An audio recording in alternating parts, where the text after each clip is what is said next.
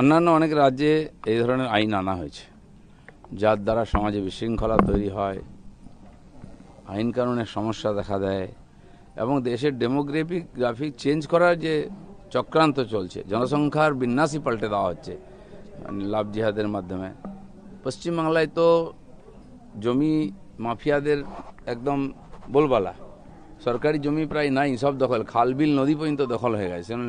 Land জিহাদের যে চলছে চক্রান্ত, এটাকে বাংলাদেশ বানানো, সেটাও বন্ধ করার দরকার আছে।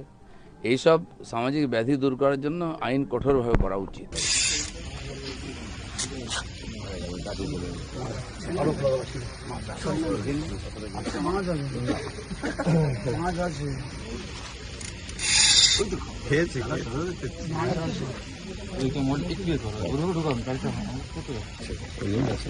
দাদাটা খাবে, দাদাটা খাচ্ছে, দাদাটা খাচ্ছে, দাদা আপনারা খাচ্ছে, ঠোকরাচ্ছে।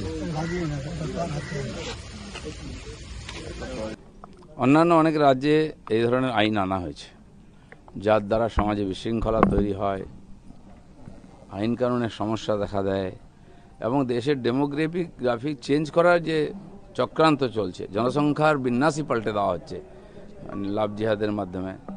পশ্চিমবাংলায় তো জমি মাফিয়াদের একদম বলবালা, সরকারি জমি প্রায় নাই, সব দখল, খাল বিল নদী পর্যন্ত দখল হয়ে গেছে। ল্যান্ড জিহাদের যে চলছে চক্রান্ত, এটাকে বাংলাদেশ বানানো, সেটাও বন্ধ করার দরকার আছে। এইসব সামাজিক ব্যাধি দূর করার জন্য আইন কঠোরভাবে করা উচিত। দাদা, এটাই সামাজিক সংস্কার নাকি প্রকৃত হিন্দু রাষ্ট্রের দিকে এগোচ্ছে দেশ? দুটোই হতে পারে। হিন্দু রাষ্ট্র তো আছেই, এগোতে হবে না। হিন্দু সমাজ আজকে পশ্চিমবাংলায় বিপন্ন, তাদের সুরক্ষা কবচও দরকার আছে আর দেশের সুরক্ষা কবচও দরকার আছে। বাংলাদেশ থেকে কোটি কোটি লোক এসে জমি জায়গা নিয়ে সরকারি সুবিধা নিয়ে বসে যাবে, এখানকার জনসংখ্যাকে পাল্টে দেবে ধার্মিকভাবে। এর আগেও বিভিন্ন মন্ত্রীর আহ্বান আমরা দেখেছি, তো সেগুলো এখানে করতে কোনো অনুমতি দেওয়া যাবে না।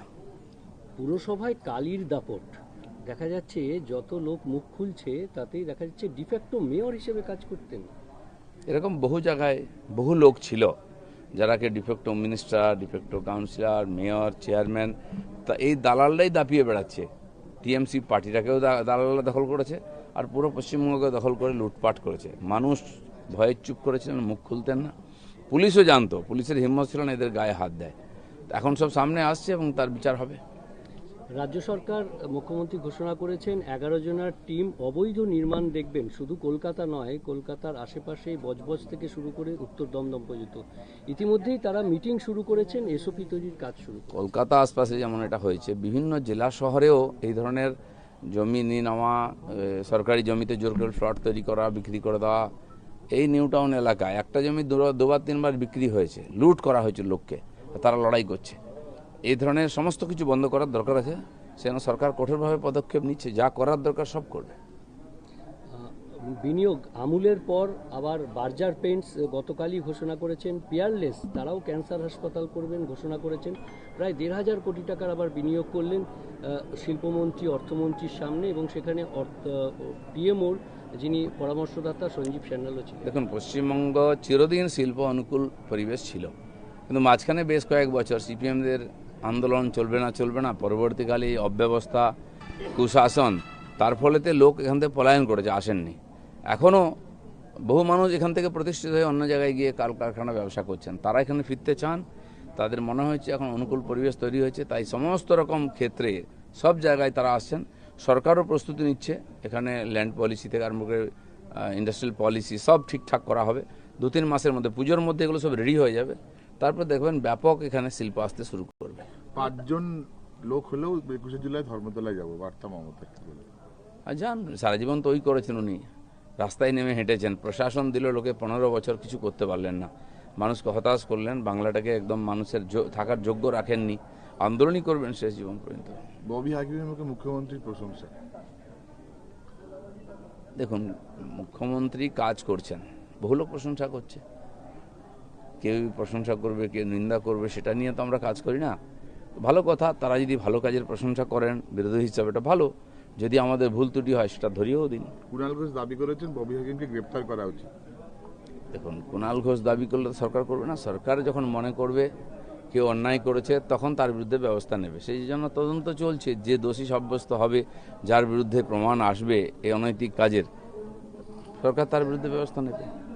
তারাতলা কাণ্ডে ফিরহাদ হাকিমের পাশাপাশি আনোয়ার খান এবং শামস ইকবালের বিরুদ্ধে এবার কমপ্লেন হয়েছে।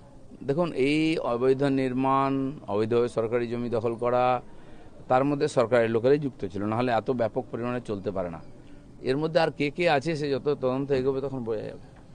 মুসলমানদের জমায়েত করে এমন সাটা ভাঙা মার দেব, এই জেলার বিজেপি পতাকা তোলার লোক থাকবে না। বিজেপির জেলা সভাপতিকে গায়েব করে দেওয়ার হুঁশিয়ারি হুমায়ুন কবিরের, কি বলবেন? দেখুন, মমতা ব্যানার্জিও এরকম বলেছিলেন যে এমন করো যাতে বিজেপি বলবে না নিজেকে। ভাইপোও বলেছিলেন যে বিজেপি ভুলে যাবে, ছেড়ে দেবে। তারা এখন ভুলে গেছে, তাদেরকে লোক ভুলে গেছে। তো এসব ডায়লগ মেরে হয়তো একটুখানি পপুলারিটি পাওয়া যায়, এটা বেশি দিন পশ্চিমবাংলায় চলবে না, কারণ সরকারটা পাল্টে গেছে। তামান্নার ঘটনায় আরো 2 জন গ্রেফতার, এই নিয়ে মোট 12 জন। মুখ্যমন্ত্রীর বলা, যত খুন হয়েছে, যত এই ধরনের অসামাজিক কাজ হয়েছে, তার সমস্ত যারা দায়ী সবাইকে খুঁজে বার করা হবে। দেখুন, একাধিক ঘটনার তদন্ত চলছে এবং তার সত্য সামনে আসছে। কার্যকর থেকে আমরা শুরু করেছি, সমাজে যত রকমের মহিলা, শিশু, এদের উপরে অত্যাচার হয়েছে, অনেক কাজ হয়েছে, সব কটার বিচার।